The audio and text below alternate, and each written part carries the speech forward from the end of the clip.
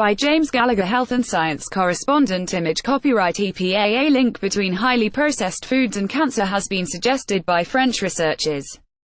They classified foods including cakes, chicken nuggets and mass-produced bread as ultra-processed. A study of 105,000 people hinted the more of such foods people ate, the greater their risk of cancer. A lot of caution is being expressed about the study, but experts said a healthy diet is best.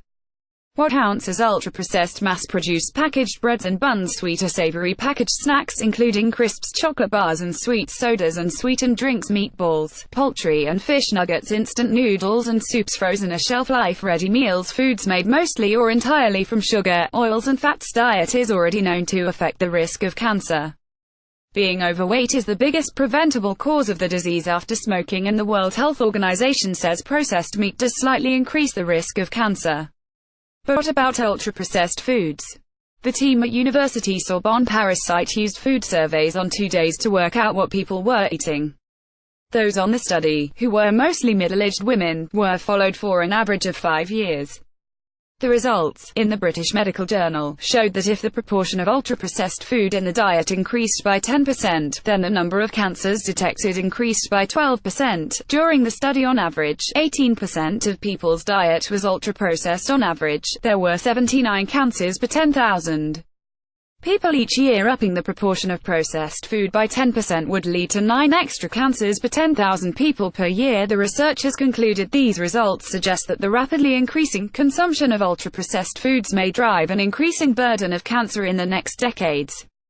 But they said the findings need to be confirmed by other larger-scale studies, and research was needed to establish what could be behind the link. A warning signal: this study is far from the definitive take on ultra-processed foods and cancer. It cannot say ultra-processed foods are a cause of cancer.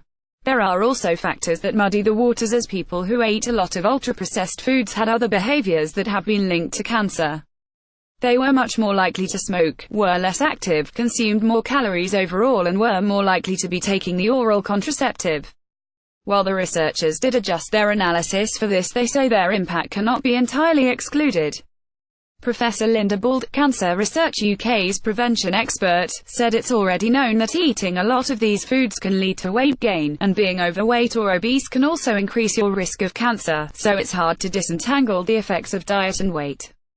Might also be interested in 11 cities most likely to run out of drinking water. New antibiotic family discovered in dirt. Gang stole spinal fluid from women. Overall, she said the study was a warning signal to us to have a healthy diet, but people should not worry about eating a bit of processed food here and there as long as they were getting plenty of fruit, vegetables and fiber. Dr. Ian Johnson, from the Quadram Institute in Norwich, said the study had identified some rather weak associations. Image copyright Getty Images. Image captioned: "Does the type of bread you eat make a difference to your cancer risk?" But he criticized the vagueness of the term ultra-processed. He said the problem is that the definition of ultra-processed foods they have used is so broad and poorly defined that it is impossible to decide exactly what, if any, causal connections have been observed.